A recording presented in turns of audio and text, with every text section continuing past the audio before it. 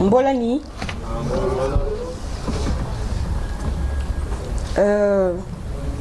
Je remercie déjà Radio Nour, Radio TV Nour, de cette invitation à propos de la journée internationale, je crois, en différé de la langue maternelle. Alors, je représente le département des sciences du langage de l'Université Omar Bongo. Cette journée que nous avons, sous d'autres cieux, ça se passerait dans nos langues maternelles. On est d'accord?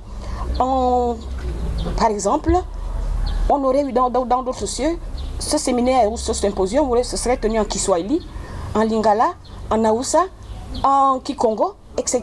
Et tout le monde se serait retrouvé sans qu'il y ait un problème. Et la qualité des échanges n'aurait rien eu à envier à un échange scientifique en anglais ou en allemand.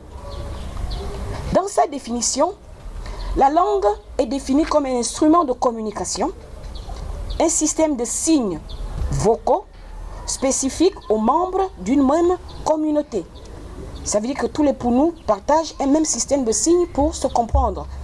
Tous les Nzébik partagent un même système de signes pour se comprendre. De par cette définition, on voit clairement que la langue se présente comme un système social qui ne pourrait être source de division. Elle est le moyen par excellence de l'expression de l'histoire de tout peuple.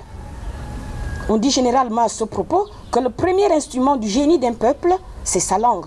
Donc elle permet, la langue, dans toutes les sociétés du monde, de formaliser tous les domaines de la vie, philosophie, cosmogonie, croyance, développement socio-économique, culture et j'en passe. Il n'y a pas une langue où on va dire je ne peux pas rendre des notions économiques, je ne peux pas rendre des notions philosophiques. Toute langue sait porter son propre système et sa propre cosmogonie. On sait déjà que quand on est sur le plan administratif, c'est le français. Mais quel statut dans notre constitution est accordé à nos langues? Aucun. On nous dit tout simplement, en outre, la constitution œuvre pour la promotion, la protection. Est-ce que vous pensez qu'avec ça, on peut aller bien loin? Donc, le statut minimaliste, tout ce qu'on vit aujourd'hui dans notre pays par rapport à nos langues maternelles, vient déjà de ça. Parce que tout le monde sait que c'est l'État qui oriente la direction qu'elle veut donner à sa nation.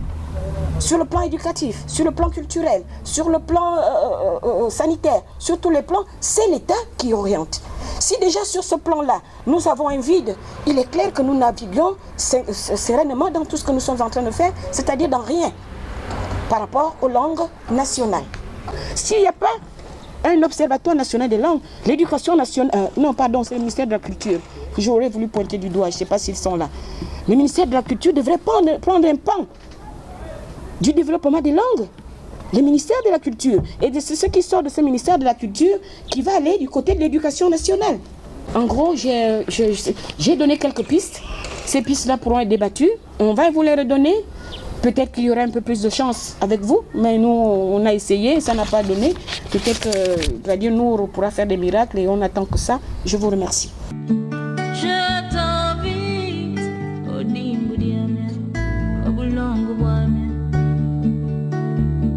Je t'invite au Dimboudiamien.